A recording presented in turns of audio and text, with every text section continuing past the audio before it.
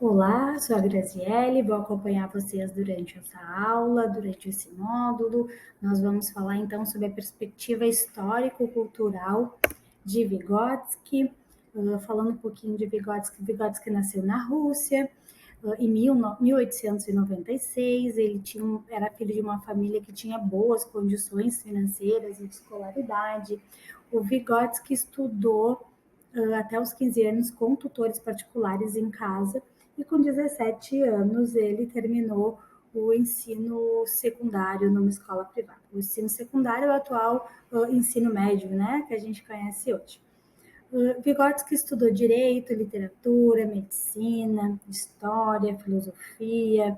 Então, ele tinha um grande interesse sobre o desenvolvimento psicológico do ser humano, e isso começou num curso de formação para professores de crianças com deficiência, né? Com problemas, crianças com deficiência visual, crianças com deficiência intelectual e afasia, conforme falava Vygotsky, né?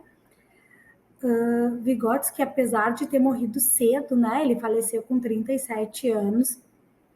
E ele produziu muita coisa. Ele escreveu aproximadamente 2.000 artigos, desses entre os temas de neurologia, crítica literária, sobre deficiência, né? Nós temos o tomo 5 de defectologia, falou sobre linguagem, psicologia, adequação, questões teóricas. Então, a gente tem bastante coisa sobre desenvolvimento humano e psicológico de Vygotsky, né? A gente tem principalmente o tomo 5 das obras recolhidas de Vygotsky, que é a defectologia, que a gente fala que é uma ciência geral da deficiência, né? Caracteriza como um sistema que integra uma unidade, os aspectos neurológicos, psicológicos, sociais e educativos da análise da deficiência. Então, para quem tiver interesse e disponibilidade para ler, esse tomo 5 é muito, muito importante para essa área, né? A gente vê também como funciona o desenvolvimento por Vygotsky, né? Como funciona essa concepção de aprendizagem. Para Vygotsky, ele leva em consideração, então, não só a questão biológica, ele leva a origem biológica e a origem histórica e cultural. Né? Ele leva essas duas questões em consideração quando ele pensa em desenvolvimento humano, quando ele pensa em como se aprende, em como o cérebro evolui, como as pessoas, as crianças aprendem. Quando a gente falava lá de Piaget, o Piaget se pautava mais na questão biológica. O Vygotsky ele vai um pouquinho além. Ele fala além do biológico, ele fala também da questão histórico-cultural, da questão do ambiente. Então, ele tem como as estruturas elementares, as funções elementares, as questões que são condicionadas por determinantes biológicos, reflexos, reações automáticas, coisas que nascem com as crianças, né? Coisas que já nascem biologicamente, organicamente com a gente. Já as funções psicológicas superiores, ou os processos psicológicos superiores, eles são tipicamente humanos, claro, mas eles são conscientemente controlados. Como a gente fala da atenção voluntária, da memorização ativa, do pensamento abstrato. Então, esses processos superiores, esses processos psicológicos superiores, eles vão além do biológico, né? Eles funcionam e eles se desenvolvem nessa interação com a nossa cultura, com essa interação com o meio. O que ser um sujeito histórico é para Vygotsky, né? É para essa teoria. Ser sujeito histórico, então, significa estar inserido culturalmente no mundo, onde a gente realiza ações com sentido que nos colocam participantes de um grupo social. E a gente se apropria desses entendimentos e a gente entende esses movimentos culturais. Então, o ser humano, ele se apropria, ele entende e ele também modifica o ambiente onde ele vive, né? A sociedade onde ele convive. Por meio de quê? Por meio de gestos, de palavras, atitudes, objetos, comportamentos, experiências e vivências ativas no mundo.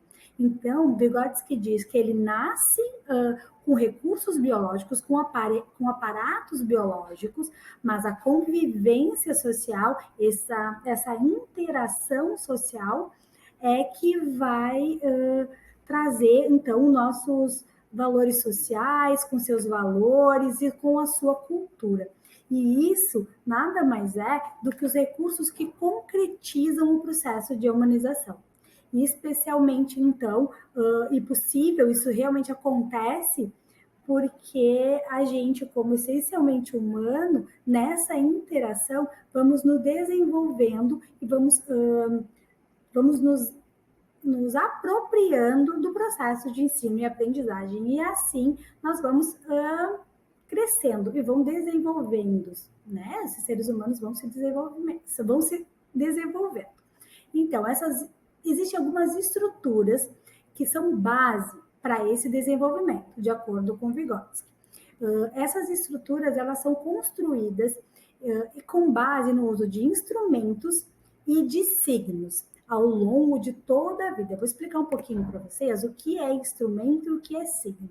Instrumento é os elementos externos ao indivíduo, que ele usa para alcançar algum objetivo. Por exemplo, o material dourado, quando o aluno quer fazer uma conta e ele ainda não tem internalizado essa questão abstrata, ele utiliza de recursos concretos, como o material dourado. Então, cada quadradinho é uma unidade, uma dezena, conforme isso for ser usado. Por exemplo, a criança ou alguém quer pegar uma maçã numa árvore. Se ele utilizar uma haste, um pau, uma pá para buscar essa maçã, essa haste, então, é um instrumento que ele se utiliza para alcançar um objetivo. Os signos já são mais abstratos. Os signos, eles representam, então, questões internas sobre os objetos. Por exemplo, ali nós temos na figura um desenho, né? Então, o desenho aqui representa uma questão abstrata. O número eu tenho que saber relacionar a figura à quantidade, então isso é uma relação interna, é uma representação externa. A nossa fala, os sons da fala, as palavras que a gente fala, isso são questões, representações internas e representações linguísticas e fonêmicas da nossa fala, né? Então isso é também abstrato. Então, por isso que a gente usa instrumentos e signos para desenvolver as funções psicológicas superiores e adquirir, então, processo de ensino-aprendizagem e adquirir alguns conceitos importantes para nossas crianças. Principalmente no caso de crianças com deficiência intelectual, que é o objetivo desse curso, né? Então, graças aos sistemas de signos, é que os homens conseguem nomear as coisas e as suas experiências, né? Então, assim, a gente usa, como eu falei para vocês, a questão dos números, né? A questão de comportamento, de transformação. Então, eles nomeiam as coisas, as suas experiências, dizem o que elas são, para que elas servem, a gente pensa, né? Então, é através dos signos e dessas representações mentais que a gente consegue viver e interagir em sociedade. Então, compartilhar essas experiências com os outros e interrelacionar-se afeta não só o meu comportamento, como o comportamento do outro, e nos transforma, né? Nos transforma o outro, desenvolve níveis de consciência diferentes e trazem para a gente a realidade social e cultural de si mesmo. Então, traz essa realidade social e cultural, tanto minha quanto do meu pai, né? Que é assim que as pessoas vão se desenvolvendo e adquirindo conceitos nessa interação com o outro e com o meio. Então, é nesse processo de individuação pelo outro que o sujeito reconstrói internamente esses modos de ações externos. A gente compartilha vivências e cada um internaliza essas vivências de alguma forma. Né? E essa reconstrução interna de uma operação externa, a gente chama de internalização. É um processo interpessoal que se transforma em intrapessoal, ou seja, eu entendo nas minhas representações internas, vivo em sociedade e transformo e internalizo aprendizagens, às vezes diferente de vocês que estão aí do outro lado da tela, e a gente está convivendo e trocando as mesmas experiências, mas cada um tem o seu processo interpessoal de entendimento desses movimentos. Né? E daí, depois que a gente entende, a gente repassa, vem para o intrapessoal e a gente repassa, com as nossas ferramentas externas, a gente repassa esse conhecimento culturalmente aprendido. Né? Então, é com base nessa relação entre as ferramentas internas e externas que a pessoa constrói o seu conhecimento. É por meio dessa relação que o sujeito continuamente vai transformando os seus conhecimentos cotidianos em conhecimentos científicos. E é lá na escola, é lá na instituição, é lá dentro do AEE que a gente vai trabalhando e vai mediando para que esses conhecimentos cotidianos se transformem em conceitos científicos, né? Por meio do quê? Por meio da mediação, por meio dessa relação entre os objetos e as pessoas com o meio, né? Então, é com base nessa relação entre essas ferramentas internas e externas que a gente vai construindo a aprendizagem, que a gente vai construindo esse sujeito, né? Desenvolvendo esses processos. Então, compreender o conceito de mediação para a gente é muito importante, porque ele se refere ao funcionamento psicológico. É por meio da mediação que a gente vai mediando, né? Que a gente vai adquirindo conceitos e vai qualificando essas funções psicológicas, né? Então, ela tem que ser entendida como algo direto entre as pessoas, como essa mediação entre uma pessoa e outra é que vai desenvolver essas aprendizagens. Então, a mediação entre o professor e o aluno é que vai levar à aprendizagem, porque a aprendizagem ela não ocorre de maneira espontânea, mas sim a partir da interação e do desenvolvimento dessas práticas planejadas curricularmente, sistematizadas e de forma intencional, quando a gente está falando lá do trabalho do atendimento educacional especializado. O trabalho educativo, então, de acordo com Saviani, ele é um ato de produzir direta e intencionalmente em cada indivíduo a humanidade que é produzida histórica e coletivamente no conjunto dos homens. Então, a gente vai trazer para esse aluno, lá dentro do atendimento educacional especializado, lá dentro da escola, mediações intencionais para aquele indivíduo da forma que aquele indivíduo consegue entender, para que ele consiga produzir conhecimento e se desenvolver, ok? Então, vamos lá. O que é essa dimensão social do desenvolvimento humano de acordo com Vygotsky, né? Eu falei para vocês dos sistemas simbólicos de signos, falei para vocês da importância da mediação, a importância da mediação na internalização, na apropriação de conhecimentos, na aprendizagem e na qualificação das funções psicológicas superiores que são construídas ao longo da vida do sujeito.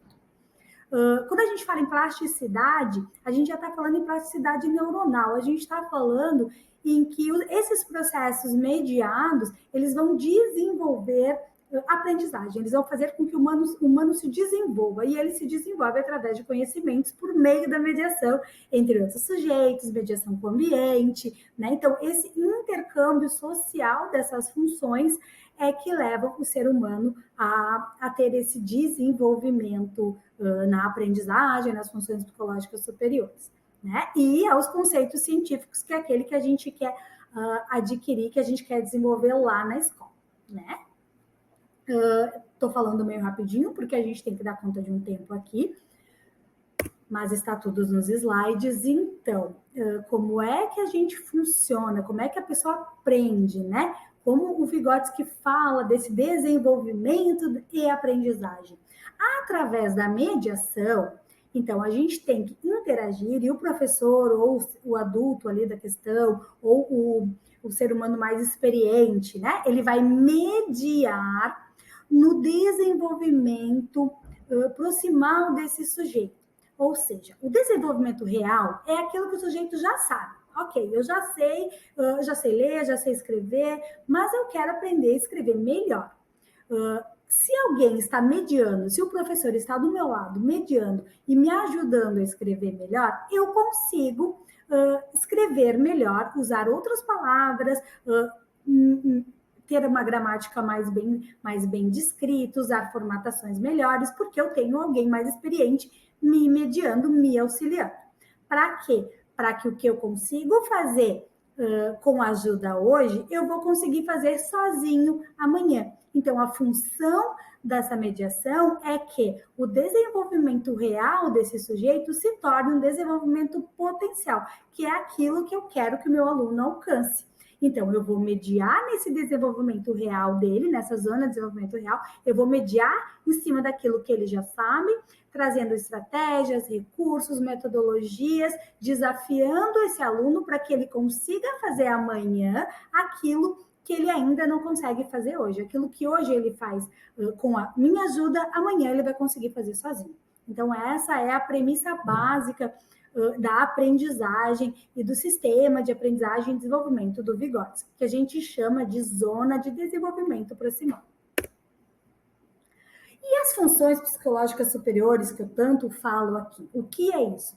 Isso são estruturas psíquicas que estão lá no cérebro da gente e que elas têm papel tanto social, tanto biológico, como de ferramentas, de instrumentos para a nossa aprendizagem. E essas funções psicológicas superiores, elas são qualificadas por meio da mediação. Ou seja, aquele processo que eu falei para vocês do ZDP, da Zona de Desenvolvimento Proximal, que está aqui, é esse processo que eu tenho, que o professor tem o objetivo de trabalhar com seus alunos em alguns conceitos, em aquilo curricular que nós estamos trabalhando em sala, de apoio pedagógico, para que eu qualifique essas funções psicológicas superiores, né? Que vem com a questão de desenvolver uma formação de consciência, para que esse aluno se torne mais consciente daquilo que ele está fazendo, para que ele se torne protagonista dentro de sala e dentro dos grupos sociais daqueles que ele convive, para que ele consiga utilizar os signos e essas ferramentas da melhor maneira possível para adquirir essas aprendizagens. E quais são, então, essas funções psicológicas superiores? Eu trouxe 4 funções principais para a gente conversar, que são a atenção, a memória, a percepção e a linguagem. Essas são as funções psicológicas superiores que a gente tem que qualificar nos nossos alunos. Então, esse é um dos principais objetivos do nosso atendimento educacional especializado. Qualificar essas funções para que nossos alunos dê conta da aprendizagem, né? Da aprendizagem e do conhecimento científico, ok? Além das funções psicológicas superiores, nós temos também algumas funções executivas, que a gente fala que são funções cognitivas. Tanto as funções psicológicas superiores como as funções executivas são funções cognitivas, são funções importantes para que a gente trabalhe nesse atendimento educacional especializado para que essas crianças consigam ter mais autonomia de aprendizagem, consigam se desenvolver melhor, consigam adquirir conhecimento de maneira mais eficiente. Então, dentro dessas funções executivas, existem várias, tá, gente? Mas eu trouxe 3 funções executivas, que são as 3 principais, que é a memória operacional ou memória de trabalho, que é aquilo que eu preciso ter em mente para resolver alguma questão no momento. Por exemplo, se eu estou fazendo uma questão de matemática e eu tenho que ter alguns números e alguns conceitos na minha cabeça durante o meu pensamento e durante a minha resolução dessa conta, não é? Controle inibitório. Controle inibitório é eu ter o controle de inibir alguma ação, de inibir algum pensamento, inibir alguma impulsão, para que eu consiga ter comportamentos mais adequados, mais socialmente aceitos, né? Então, eu preciso que as minhas funções executivas tenham um controle de algum comportamento, porque eu estou em sala de aula, eu preciso ficar sentado, eu não posso ficar cantando alto, falando coisas que não são apropriadas para aquele momento. E a flexibilidade cognitiva também é muito importante dentro dessas funções cognitivas, porque o aluno ou o ser humano, ele precisa ser capaz de mudar o foco de atenção, ou de manter o foco de atenção dentro de alguma perspectiva, ou de mudar o planejamento. É muito importante flexibilidade cognitiva para resolver problemas. Por exemplo, eu vou para o meu trabalho todo dia por um caminho. Hoje, aquele caminho está fechado, caiu uma árvore e eu não consigo mais passar por aquele caminho. Eu tenho que ter uma flexibilidade cognitiva para pensar numa outra alternativa e ir por outro caminho e chegar à minha escola, chegar ao meu trabalho. Então, a flexibilidade cognitiva também é uma função muito importante a ser trabalhada com as crianças. Ok? Chegamos nos 20 minutos. Eu agradeço a atenção de vocês e estamos à disposição para mais dúvidas, ok? Até a próxima!